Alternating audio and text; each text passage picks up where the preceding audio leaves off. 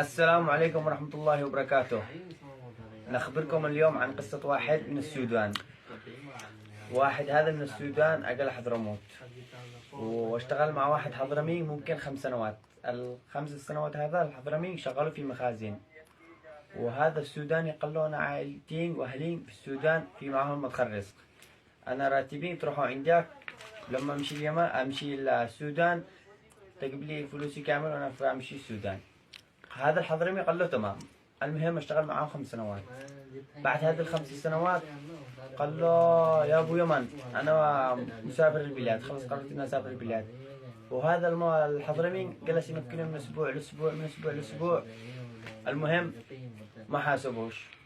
بعدين قال له خلاص الان بخليك انا تشتغل معي سواق خاص، تودينا مع هذا الحضرمي معه استثمار، معه محلات، معه مصانع، معه كثير يعني، تكون سواق خاص تبعي. قال له تمام السوداني هذا، وجلس سواق معه.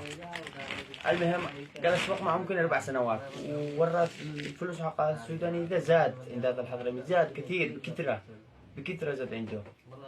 بعدين قال له خلاص بعد هذا يعني اول 5 سنين، بعد 4 سنين لا 9 سنين ما اقدرش اصبر. السوداني ده قال له خلاص انا قررت اني اسافر. المهم انه ناوي انه يسافر. وهذا الحضرمي ما ادري كيف يعمله، راح علم زوجته. قال له زوجته خلاص السوداني ده ما عندي فلوس كثير ومانيش قادر اجيبه له، قادر بجيبه له بس المهم احتالهم سرقه، نص عليه ونص عليك. روحي للشرطه تقول انه عمل بك كذا وكذا. البنت فرحة بالبياس طماعة والشيطان زاد عليهم. راحت للشرطة قالوا له الخبر 1 2 3 السوداني عمل بي كذا كذا كذا وبلغ ابوه. المهم وهذا السوداني جلس في السجن، حكموا على الله عن كم سنين. بعدين جلس يبكي داخل السجن، يبكي بكثرة. ربنا ارسل له واحد طيب عمره انه الحرام يدوم. قال له ايش في بك انت كل ساعة بكاء كل ساعة بكاء كل ساعة بكاء. واحد من حق تعز، محامي من حق تعز، قدوة تعز أصل الثقافة وتعز العز. المهم هذا السوداني كلمه بالقصة كامل من أول لآخره، كلم هذا المحامي، والمحامي قال له خلاص الجلسة بتبدأ يوم الأحد بعد 4 أيام. الحاكم بيسألك ويقول لك هل أنت عملت بمرة هذا الحضرمي كذا كذا؟ قل له أيوة. الحاكم سئل هذا السوداني قال له يا فلان يا ابن فلان هل أنت سويت بهذه كذا كذا؟ قال له نعم أنا سويت وأنا هذا. بعدين بقي هذا الحضرمي يشوف بنبأ زوجته، لأنه وقت الجلسة جاب زوجته وزوجته جاب أخواته وبناته وأهله كامل. المهم وقت هذه الجلسة زوجته استغربت لأنه عملوا مكيدة على هذا السوداني عشان ينصبوا إنه الفلوس حقه. المهم استغربت والناس استغربوا أهله وهذا.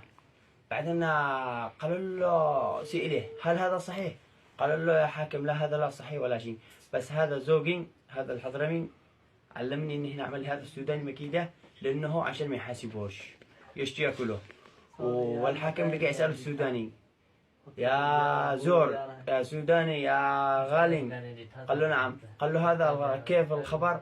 قال له لا والله انا تكلمت هكذا عشان يعترفوا بي لانهم ظلمونا 9 سنين معاهم وانا اجمع فلوس عند هذا ما حاسبناش. المهم لا هنا ولا هنا حكموا على هذا الحضرمي ممكن 15 سنة سجن ويدوا له تعويض ويحاسبوا الفلوس حقه كامل. ولهنا انتهى القصة. تحياتي لكم، مع السلامة.